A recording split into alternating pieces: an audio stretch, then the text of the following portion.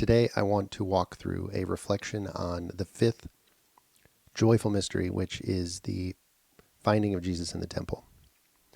Let's start with a prayer. In the name of the Father, and the Son, and the Holy Spirit, amen. Heavenly Father, we thank you for this day and this time together as we reflect on this beautiful mystery, the fifth joyful mystery. Send the Holy Spirit to guide us through this meditation process as we reflect on Scripture and allow you to speak through the Holy Spirit, that we may feel inspired and grow closer to you through this mystery. We thank you and praise you in Jesus' name, amen. In the name of the Father, and the Son, and the Holy Spirit, amen.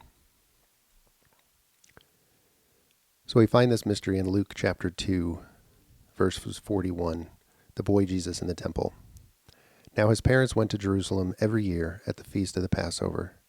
And when he was 12 years old, they went up according to custom. And when the feast was ended, as they were returning, the boy Jesus stayed behind in Jerusalem. His parents did not know it, but supposing him to be in the company, they went a day's journey. And they sought him among their kinsfolk and acquaintances. And when they did not find him, they returned to Jerusalem, seeking him. After 3 days, they found him in the temple, sitting among the teachers, listening to them and asking them questions. And all who heard him were amazed at his understanding and his answers. After 3 days, they found him in the temple, sitting among the teachers, listening to them and asking them questions. When I think about this mystery, the first thing that comes to mind is the 3 days that Mary and Joseph sought Jesus.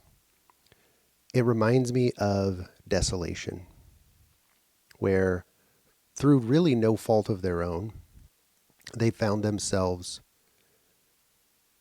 without Jesus.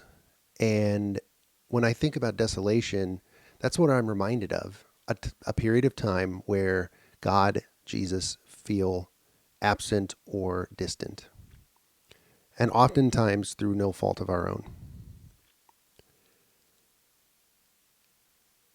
And so then I think, okay, what can I learn from this? How can I reflect on these mysteries that they might inspire me? And I think what I find inspiring here is that, for obvious reasons, because they're parents, but even if we think about it more abstractly, they sought Jesus. They couldn't find him, and they sought him out, and they continued to seek him out until they found him again. And I wonder, what would our spiritual lives look like if we pursued Jesus in this way?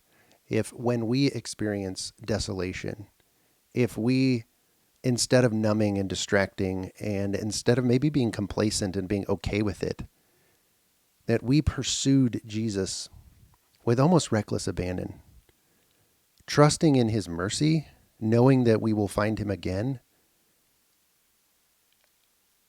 Just the thought of that excites me and inspires me to want and desire to be like Mary and Joseph, to always want to be with him, to notice when he's absent, and to pursue him.